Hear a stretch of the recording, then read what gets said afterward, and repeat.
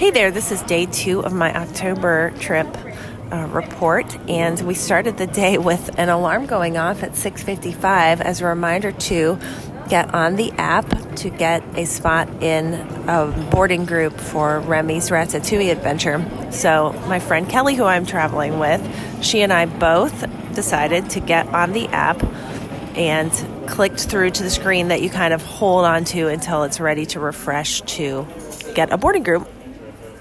So we both did it, and she had the great idea to watch the second hand on the clock on her phone to get a sense of when it was going to change, which I've never done before. So we were ready, and as soon as it hit 7 o'clock, we both tried to get access to the boarding group. What was interesting is that we both thought that we didn't get the boarding group because we got like an error message, right, that it said you're not accessible at this time, and we're both like, we clicked through so fast because we weren't reading what was on the screen. We were just click to get the boarding group, and it gave us kind of an error message, and so we thought maybe we hadn't gotten it. But when we went back to kind of the main home screen and clicked on My Queues, is that what it said? My Queues. There it was. We were in a boarding group. We were in what number? 32. 32. I'm so glad she's here helping me. It's been a long day. And initially, when we did, they gave you like the time in minutes to return, and it was what?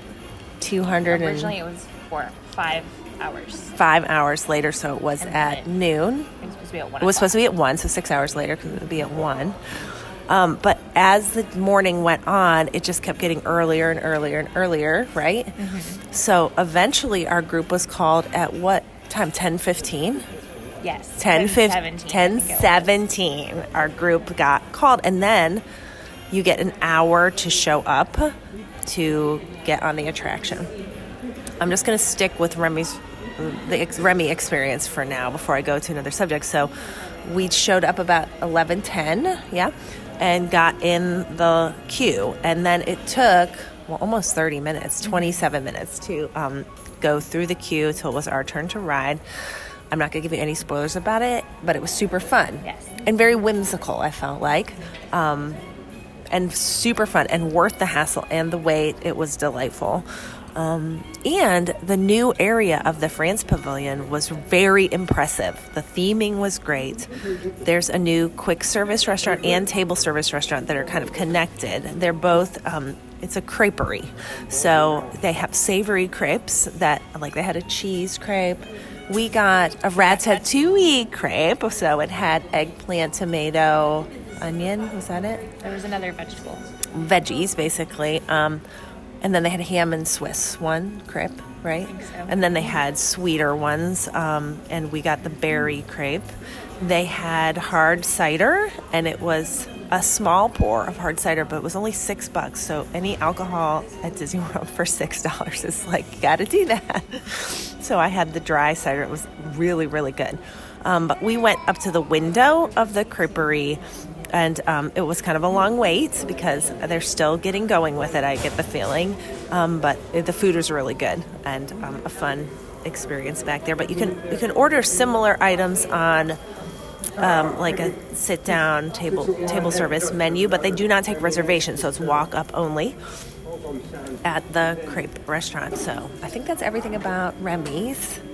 Otherwise, we have been doing food and wine, and we did a bunch of attractions this morning. So Epcot was slated to open at 9, but now anyone who's staying at a Disney resort can get into every theme park 30 minutes early, which is wonderful. This was the replacement for morning magic hours, and I don't even remember what they're calling this now. Something similar and confusing, but it's 30 minutes early to every park. So we tried to catch the bus at about 7:45. We got down there at about just before 8. Just before 8.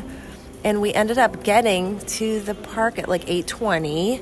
There's no more bag check, which I mentioned in another trip report. So you just walk through kind of a scanning device in there, I guess, a kind of x-ray looking for what they used to look for in bag check. And they had a dog. And they had a dog, yes, a sniffing dog. And we walked right into the park. There was no line checking Magic Bands or anything. I felt that overall crowd level was super low at Epcot today. It's a Tuesday in early October, and it's still kind of a pandemic, so that probably explains why the crowd level was low, but it felt very not crowded to me, how I'm used to Epcot this time of year. But we were able to walk right through. The park had been open by the time we came through at 8:30, and we walked right up to Soarin', and we walked right on to Soarin', so there was no wait yet. We were probably in the first group to ride Soarin'. I don't think there was anyone in front of us, and it was wonderful as always. We could have gone on it again if we had wanted to, because there was still no wait building by the time we got off, but we decided to go do Test Track instead. So we went over to Test Track, and the posted wait time was 30 minutes. But then I remembered there was a single rider line, so we went on the single rider line and walked right on, of course. And so still got in the same car. And still got in the same car, of course. And I kind of forgot about the single rider option there. But if you don't know what I'm talking about, it's if you're willing to ride as like the third person in this ride vehicle, they seat 3 in the rows, and if there's a party of 2, you're willing to be the third person there, and meaning you may be split up from your party. So this is not a good option if you are riding with a little kid who is going to want to sit next to you. Like, you can't be guaranteed you're even going to be in the same vehicle. We ended up being in the same vehicle, and honestly, if you ask the cast member when you come up, like, hey, can we wait until we have a chance to ride in the same vehicle? They do not care. They will let you wait. They'll let maybe other people go in front of you that are willing to ride in separate vehicles to fill in the spots. But generally, when you're in a queue like this, as I told Kelly today, like, a lot of people don't know how much power they have, right? So you can ask to be seated anywhere on the ride vehicle that you want to.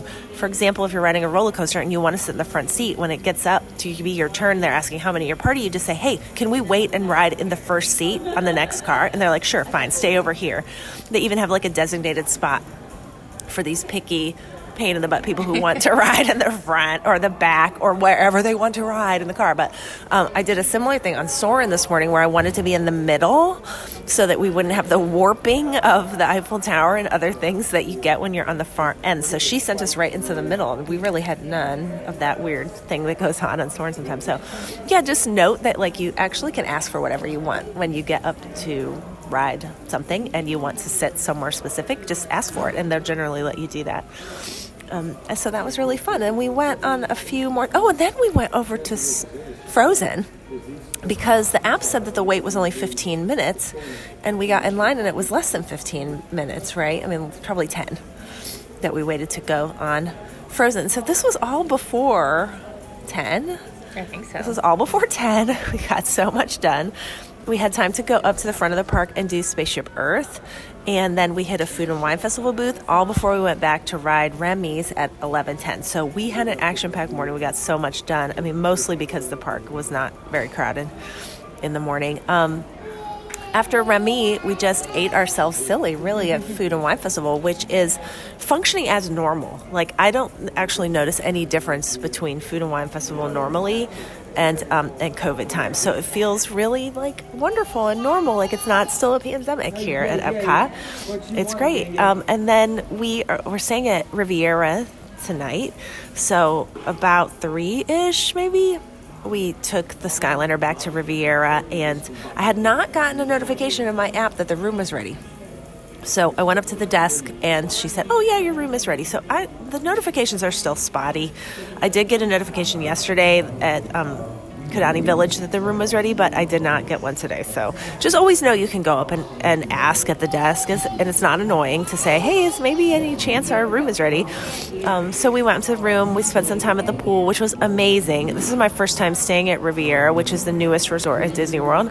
If you're not familiar with it, it's all Disney Vacation Club rooms, but they're available to anyone if you can pay out of pocket and just book a room through the Disney website at Riviera, or you can find someone who owns Disney Vacation Club points and rent them through a broker or through another site. So again, I mentioned this last night, but I have tons of resources on the Budget Mouse about renting DVC points because it's my favorite way to go. I was blown away by Riviera. The room was gorgeous. It's the most really gorgeous room I've stayed in at Walt Disney World. The decor is incredible. Like, the light fixtures at the whole resort are ridiculous. They're so beautiful. it's just really tastefully done. And I haven't been such a big fan of the newer designs of rooms, like the remodel of Wilderness Lodge and yada yada. I haven't really liked it that much, but I love this resort.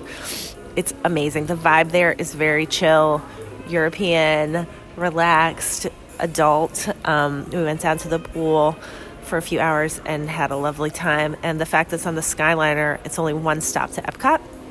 So we were able to just hop back on the Skyliner, come back to Epcot for the evening for food and wine. That's where we are right now. So we're sticking around. We're hanging tough to watch Harmonious tonight, which is the new nighttime show that replaced Illuminations. I'm not going to be doing another report tonight. I'm losing my voice, as maybe you can tell, but I am going to do one more trip report tomorrow, tell you about the rest of the night tonight and about our day at Riviera tomorrow before we head back to the airport. So thanks for listening. Hope you have a good day. Bye.